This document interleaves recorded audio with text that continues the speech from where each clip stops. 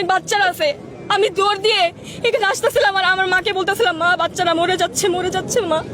আমি এখানে এসে দেখি কিছু কিছু বাচ্চার পাটা ছড়ায় আছে। এখান থেকে প্রায় সময় অনেক বিমান আসে যায়, অনেক প্রশিক্ষণ বিমান অনেক আসে যায়, কানে অনেক শব্দ হয়। তো কালকে যখন এখানে জিনিসটা আসছিল, এত জোরে সাউন্ড আপনারা জাস্ট কল্পনা করতে পারবেন না, মানুষের কানের পর্দা ফেটে যাচ্ছিল।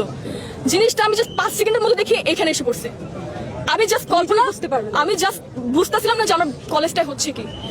হঠাৎ করে দেখি বাচ্চাদের কলেজটা ফেটে, আগুন ফেটে এই উপরে উঠে আসছে। আমি বলতেছি এখানে তো অনেক বাচ্চারা আছে। আমি দৌড় দিয়ে এখানে আসতেছিলাম আর আমার মাকে বলতেছিলাম, মা বাচ্চারা মরে যাচ্ছে মা। আমি এখানে এসে দেখি কিছু কিছু বাচ্চা মরা দেহ ছড়ায় আছে অর্ধেক। আপনারা কি তাদের বাঁচায় আনতে পারবেন? তারা কি আর জীবনে তাদের মা বাবার কোলে আসতে পারবে? আপনারা বলেন। এখানে আমাদের একটা সময় ছুটি হয়, মনে করেন 12:40 বা 50-এর দিকে এখানে হয়তো এই ধ্বংসটা হয়েছে। তো আমি যখন সামনের দিকে আসি, অনেক বাচ্চাদের মরদেহ আমি সবসময় ফোনে দেখছি, খবরে দেখছি। আমি কখনো কল্পনা করি না যে চোখের সামনে আমাকে এইগুলো দেখতে হবে। দেখতেছিলাম বাচ্চারা নিজের শরীর চামড়া পুড়ে যাচ্ছে, সে অবস্থায় হাঁটতেছে, জানের ভিক্ষা করতেছে, আমাকে কেউ বাঁচাও। আপনারা কেউ বলতে পারবেন বড়রা যখন মারা যায়, হ্যাঁ ওইটা একটু হলেও কম কষ্ট লাগে, কিন্তু ছোট ছোট যে বাচ্চারা মারা গেছে। কিন্তু আপনারাও জানেন যে বিমান যে ধ্বংস হয়েছে তার ভিতরে কত ধরনের ইঞ্জিন থাকে, কত কেমিক্যাল বা অনেক পুরাতন, প্লাস কত ধরনের ইঞ্জিন বা কত কিছু থাকে, আপনারাও জানেন, তাই না? এইটা যে ধ্বংস হয়েছে এখানে পড়ছে, এটা স্বাভাবিক ছিল না। এইটা চারদিকে ছড়ে পড়ছে। সেই মুহূর্তে স্টুডেন্টদের ছুটি ছিল, তারা বাসা যাচ্ছিল। এই যে আমাদের যে রাস্তাটা দেখতে পাচ্ছেন, এখানে স্টুডেন্টরা তারা প্রায় হেঁটে হেঁটে যাচ্ছে। কে বা বুঝতে পারছিল জিনিসটা কি আস্তে আস্তে হয়েছিল?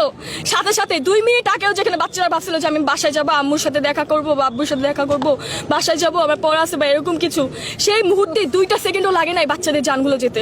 কেন এগুলো প্রশিক্ষণ দেওয়া হয়?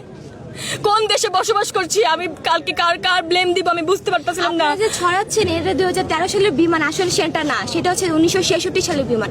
এত ফেকনেস কেন ছড়াচ্ছেন যে 19 থেকে 20 জন বাচ্চা মারা গিয়েছে, যেখানে হচ্ছে 200 জনের মতো বাচ্চা নিহত হয়েছে, আহত আরো অনেকে হয়েছে, এখনো নিখোঁজ অনেকে, অনেক মায়ের বুক খালি হয়েছে।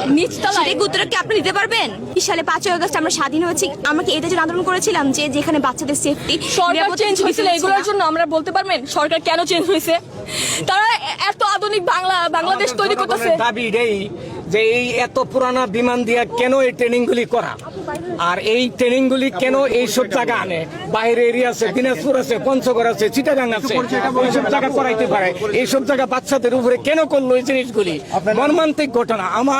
আমার কান্দন, আমার চোখের পানি কালকে আমি ধরে রাখতে পারি না। যে মা বাপের কাছে বাচ্চা বলে আসছে যে আম্মু আমি স্কুলে যাচ্ছি, দুপুরে আমি এই জিনিসটা খাবো, সে জিনিসটা আমি খাইতে পারি নাই। আর এই বাচ্চা মিলিটারির ভিতরে এই বিমান এইভাবে পইরা বাচ্চাগুলি ধ্বংস হয়ে গেছে। কারো সর নাই, কারো এই প্যান পুইরা যে চামড়ার সাথে লাগিয়া রয়েছে। এইসব ঘটনা চোখের সামনে কে ধৈর্য থাকতে পারে?